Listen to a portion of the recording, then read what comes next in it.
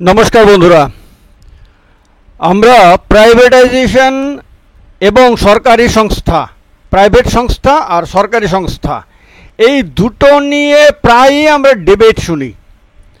প্রায়ই আমরা private সংস্থাগুলোকে advance করার যুক্তি হিসেবে সরকারি সংস্থাগুলির ব্যর্থতার কথা বলা হয় এবং আক্ষরিক অর্থেই অনেকগুলি সরকারি সংস্থা ব্যর্থ হয়েছে এবং ব্যর্থ হওয়ার ফলে মানুষের মধ্যে একটা বদ্ধমূল ধারণা হয়েছে যে সরকারি সংস্থা মানেই ব্যর্থ হবে, সরকারি সংস্থা মানেই জনগণের অর্থ নয়ছয় করা হবে, অপচয় করা হবে।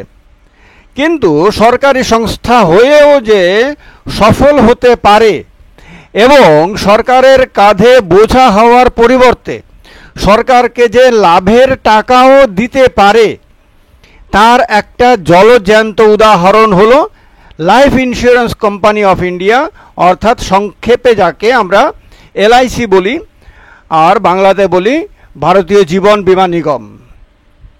ভারতীয় জীবন বীমা নিগম একটা সম্পূর্ণ একটা সরকার নিয়ন্ত্রিত সংস্থা। ভারত সরকার এর মালিক এবং ভারতের অর্থমন্ত্রক এর অ্যাডমিনিস্ট্রেটিভ কন্ট্রোল নিজের হাতে রাখে। এই রকম একটা সংস্থা, যে সংস্থাটির প্রতিষ্ঠা হয়েছিল জওহরলাল নেহরু যখন প্রধানমন্ত্রী ছিলেন এবং কেন্দ্রে কংগ্রেস সরকার ছিল, সালটা 1956 সাল। ভাবতে পারেন 1956 সালে প্রতিষ্ঠিত এলআইসি আজকে 2023-এ এসেও একটা সফল সংস্থা, বা ভারত সরকারের যতগুলো পাবলিক সেক্টর আন্ডারটেকিং আছে তার মধ্যে সবচেয়ে সফল সংস্থাগুলোর মধ্যে একটি। এইটা যদি এলআইসি সম্ভব করতে পারে তাহলে ভারতবর্ষে অন্যান্য যে সরকারি সংস্থাগুলো আছে যেগুলো সম্বন্ধে আগামী দিনগুলোতে ভিডিও হবে, আলোচনা হবে, সেগুলো কেন পারবে না? যদি প্রফেশনালিজমকে অ্যাডপ্ট করে এলআইসির মতন একটি সংস্থা, যে সংস্থার মূল স্লোগান হলো জিন্দেগি কে সাথ ভি জিন্দেগি কে বাদ ভি, এবং ভারতবাসীর বিশ্বাস অর্জন করতে পেরেছে ভারতবর্ষের সবচেয়ে বড় লাইফ ইন্স্যুরেন্স সংস্থা হিসেবে আজকের দিনে, কোম্পানি হিসেবে আজকের দিনে সর্বজন বিদিত এই কোম্পানি, তাহলে অন্যরা কেন পারবে না?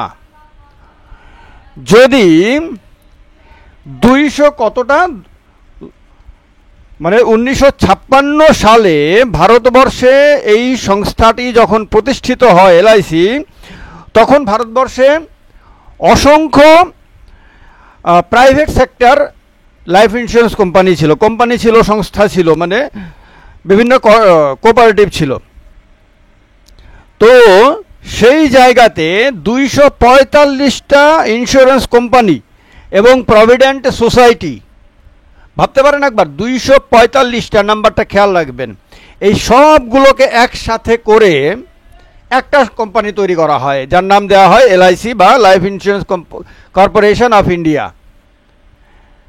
245টা আলাদা আলাদা সংস্থাকে একত্রিত করা কোনো চারটিখানি বিষয় না।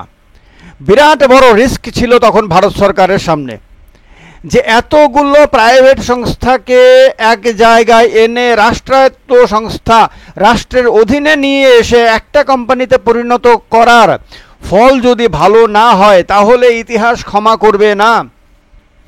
ভারতবর্ষের মানুষের ক্ষতি হবে এবং ভারতবর্ষের মানুষ তার জন্য নিন্দা করবে। এই এত বড় ঝুঁকি নিয়ে সেই দিন এই বেসরকারি কোম্পানি এবং সংস্থাগুলোকে একত্রিত করা হয়েছিল। কিন্তু দেখা গেছে সময়ের পরীক্ষায় উত্তীর্ণ হয়ে সেই প্রতিষ্ঠিত এলআইসি এখন, ভাবতে পারেন, তার 13 লক্ষেরও বেশি তার এলআইসি এজেন্ট আছে ভারতবর্ষে। 13 লক্ষের বেশি এলআইসি এজেন্ট, চারটিখানি ব্যাপার না।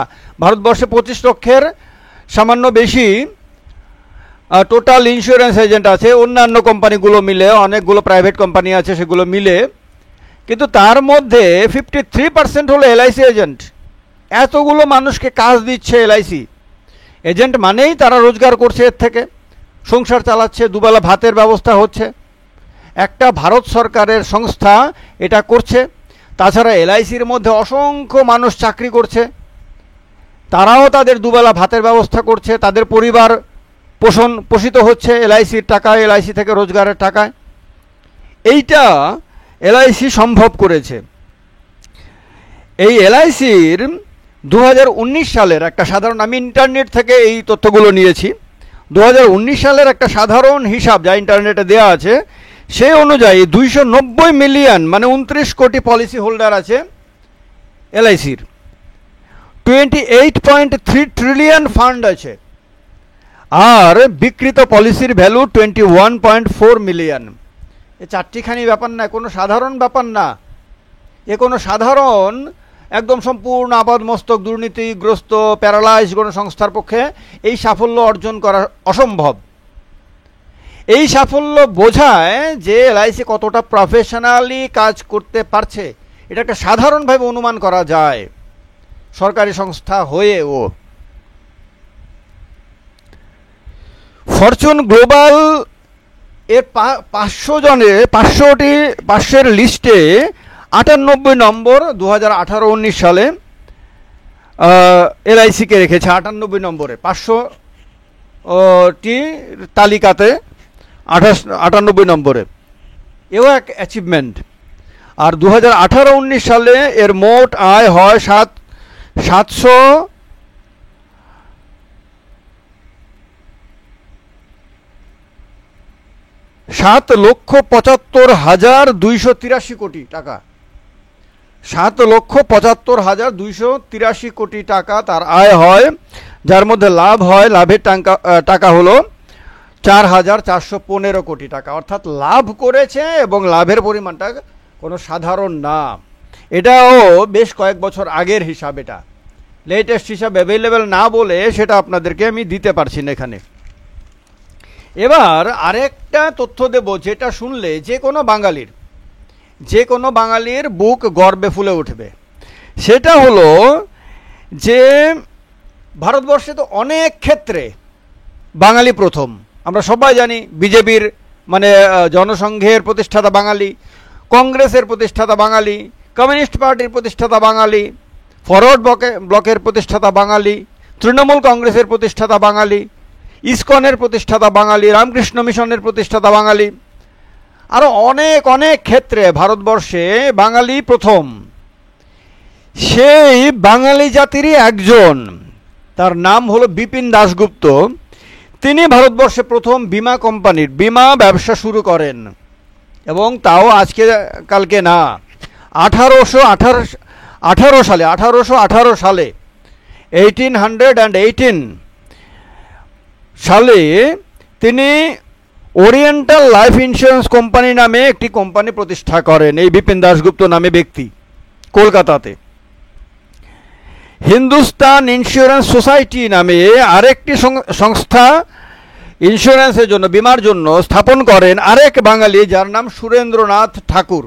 অর্থাৎ ভাবেন, যারা এলআইসি এজেন্ট বা অন্যান্য ইন্স্যুরেন্স কোম্পানির যারা এজেন্ট, যারা আমার এই ভিডিও শুনছেন, এবং যারা বাঙালি বা বাঙালির ভাতৃপ্রতিম মানে যারা অন্যান্য জাতিগোষ্ঠীর আছেন, তাদের অবশ্যই গর্ব হবে, এই ভিডিও শোনার পর আনন্দ হবে যে বাঙালি সেই ব্যবসা, যে ব্যবসার সঙ্গে আপনি যুক্ত, সেই ব্যবসার শুরুয়াত ভারতবর্ষে বাঙালিরা করেছিলেন। বেশ চমকানোর মতো খবর হলো, যে বছর এলআইসির প্রতিষ্ঠা হয় সে বছর ভারতবর্ষের সংসদে তৎকালীন সাংসদ ফিরোজ গান্ধী বীমা সংক্রান্ত প্রতারণার অভিযোগ আনেন। তার এই প্রতারণার অভিযোগ নিয়ে তদন্ত করা হয়। ভারত সরকার সেটাকে ফেলে দেয়নি, তদন্ত করে, এবং এই তদন্তের পরিণতি তো টাইমস অফ ইন্ডিয়া, আপনারা নামটার সঙ্গে পরিচিত অনেকে। টাইমস অফ ইন্ডিয়া ভারতবর্ষে একটি স্বনামধন্য নাম, বিখ্যাত নাম। সেই টাইমস অফ ইন্ডিয়ার তৎকালীন যে মালিক ছিলেন তার নাম শচীন দেবকেকার। তার 2 বছরের জন্য তার জেল হয়। ওই যে বীমা সংক্রান্ত যে প্রতারণার অভিযোগ আনেন, সে প্রতারণার অভিযোগের তদন্ত হয়ে শেষ পর্যন্ত টাইমস অফ ইন্ডিয়ার মালিকের 2 বছরের শাস্তি হয়, কারাবাস হয়। এটা ইন্টারনেট থেকে নেওয়া তথ্য কিন্তু বলছি আমি আপনাদেরকে। তো এই ধরনের একটা লম্বা ইতিহাস ভারতবর্ষে ইন্স্যুরেন্স ব্যবসার সঙ্গে যুক্ত হয়ে আছে। এলআইসির বর্তমানে হেডকোয়ার্টার, এলআইসির অ্যাকচুয়ালি শুরু থেকে হেডকোয়ার্টার হলো মুম্বাই, দিল্লিতে না, কিন্তু কেউ ভুল বুঝবেন না। অনেকের মনে হতে পারে যেহেতু এলআইসি ভারত সরকারের সংস্থা আর ভারতের রাজধানী হলো দিল্লি, সেহেতু হতে পারে কি এলআইসিরও হেডকোয়ার্টার দিল্লিতেই হবে, কিন্তু না, সেটা ঠিক না। এলআইসির হেডকোয়ার্টার মুম্বাইতে, আর এলআইসির 8টি জোনাল অফিস আছে। সেগুলি হলো দিল্লি, মুম্বাই, চেন্নাই, হায়দ্রাবাদ, কানপুর এবং কলকাতা এবং পাটনা। এই 8টি জোনাল অফিস আছে এলআইসির। এই হলো এলআইসির সম্বন্ধে একটা সাধারণ তথ্য, এবং এটা দেওয়ার অর্থ হলো যে মূলত আমার কৌতূহল সবসময়ই ছিল যে প্রাইভেটাইজেশন ছাড়া ভারতবর্ষে আর কোনো রাস্তা নাই, এই কথা বারবার বলা হয়েছে। আমিও বিশ্বাস করেছি এবং বিশ্বাস করি অনেক ক্ষেত্রে প্রাইভেট সংস্থার বা জীবনের অধিকাংশ কাজ তো প্রাইভেট সংস্থাই করে। আমার পাড়ার সেলুন দোকান থেকে শুরু করে, মুদি দোকান থেকে শুরু করে, বিভিন্ন প্রাইভেট কোম্পানির যে বেকারি থেকে শুরু করে নানান ধরনের কোম্পানি, সব তো প্রাইভেটই। আমাদের ক্ষেতে যে কাজ করেন কৃষক, তিনিও তো প্রাইভেট সংস্থায় চালান, তার ক্ষেতটাও তো তার কারখানা, তিনি প্রাইভেট সংস্থারই মালিক। আমাদের হাজার হাজার না কোটি কোটি দোকানপাট ইত্যাদি রয়েছে, বাজারগুলো রয়েছে, সেগুলি কারা চালায়? সেগুলি তো এক একটা দোকানের, এক একটা ছোট ছোট ব্যবসার, ছোট বড় ব্যবসার মালিক, তারা সব প্রাইভেট সংস্থা। এগুলো তো প্রাইভেট সংস্থাই সব কিছু করে। আমরা সব, যেমন আমরা এখানে ভিডিওতে কথা বলছি, কার উদ্যোগে? সরকার থেকে বলে দেওয়া হয়েছে না সরকার থেকে বেতন দেওয়া হয়? আমাদের ব্যক্তিগত উদ্যোগে, প্রাইভেট উদ্যোগ এটা। এই রকম ফেসবুক, ইউটিউব সবই তো প্রাইভেট উদ্যোগ। প্রাইভেট উদ্যোগ, নিঃসন্দেহে প্রাইভেট উদ্যোগ ছাড়া পৃথিবী বাঁচবে না, পৃথিবী অসম্ভব সব কিছু। প্রাইভেট উদ্যোগ নিঃসন্দেহে সফল, কিন্তু সরকারি সংস্থাগুলো সফল হতে পারবে না। সরকারি সংস্থা বলেই তাকে লুটে পুটে খেতে হবে, সরকারি সংস্থা বলেই সে প্যারালাইজড হয়ে যাবে দুদিন পরে, টিআরটিসির মতন, ত্রিপুরা রাজ্যের জুট মিলের মতন হয়ে যাবে, এবং কিছু মানুষ তার রক্ত মাংস সব চুষে খেয়ে নিয়ে সর্বশান্ত করে ডাস্টবিনে ফেলে দেবে, আর মানুষের সামনে উদাহরণ হিসেবে অন্য কেউ তুলে ধরবে যে দেখো সরকারি সংস্থা কিছু করতে পারে না, অসম্ভব। এই যে বদ্ধমূল ধারণা, এই যে প্যারালাইজড ধারণা, যেটাকে আমি প্যারালাইজড ধারণা বলি, যেটাকে আমি মানসিক বিকলাঙ্গতা বলি, চিন্তার দুর্বলতা বলি, চিন্তার দারিদ্র বলি, পভার্টি অফ থট বলি আমি, সেই বিষয়টাকে আপনাদের সামনে তুলে ধরা আমার উদ্দেশ্য ছিল, এবং এটা দেখানো দরকার ছিল যে সাধারণ হিসাব দিয়ে আমি বলেছি এলআইসিও একটা ভারত সরকারের সংস্থা, এবং আজকে কালকে প্রতিষ্ঠিত হয়নি। 1956 সালে এক গাদা প্রাইভেট সংস্থাকে একত্রিত করে রাষ্ট্রায়ত্ত করা হয়েছিল। জওহরলাল নেহরু এত বড় ঝুঁকি নিয়েছিলেন, তখন ভারত সরকারের দায়িত্বে ছিল তখন কংগ্রেস দল। সেই ঝুঁকিপূর্ণ কাজটা যদি সফলভাবে আজকে পর্যন্ত সম্পাদন হতে পারে, এবং আজকেও কেউ বলছে না একবারও যে এলআইসি ব্যর্থ হয়ে যাবে, এলআইসি পারবে না ইত্যাদি, মানে কথা কেউ বলছে না। যদিও ভারত সরকারের এই অনেকগুলো সংস্থা রয়েছে যেগুলোকে রুগ্ন সংস্থা বলা হয়, যেগুলো সম্বন্ধে সবাই নিরাশ হয়ে গেছে, প্রায় নানান ধরনের অভিযোগ আসে যে সংস্থাগুলো সম্বন্ধে, সেই অবস্থাতেও এলআইসি কিন্তু মাথা উঁচু করে দাঁড়িয়ে আছে, এবং অসংখ্য মানুষকে সে প্রতি মাসে রোজগার দিচ্ছে, দুবেলা দুমুঠো ভাত খাওয়ার ব্যবস্থা করে দিচ্ছে।